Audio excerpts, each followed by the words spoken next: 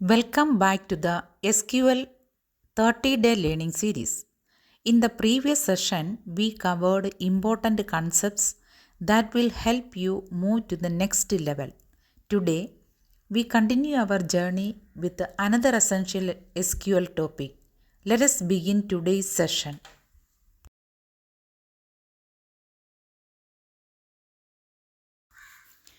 Welcome to day 3.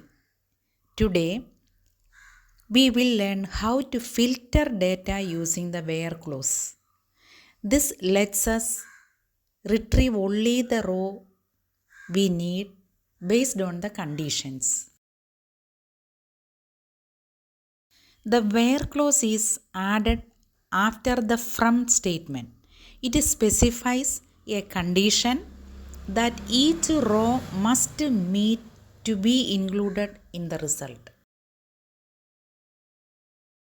The equals operator filters rows where a column matches a specific value.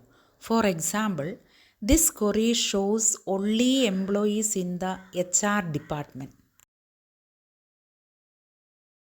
Comparison operators let you filter numeric data. For example, this query shows employees earning more than 50,000. You can combine conditions with and or. And requires both conditions to be true, while or requires at least one condition to be true. The like operator is used for pattern matching. For example, this query finds all employees whose names start with the letter A.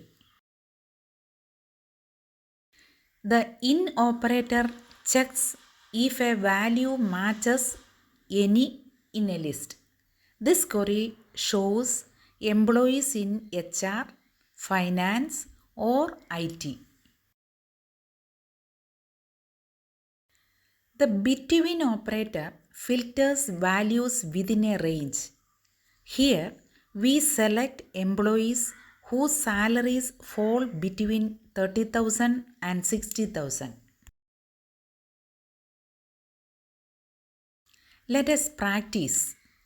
Try writing queries to filter employees in HR, those earning more than 50,000, names starting with S, and employees in IT or finance.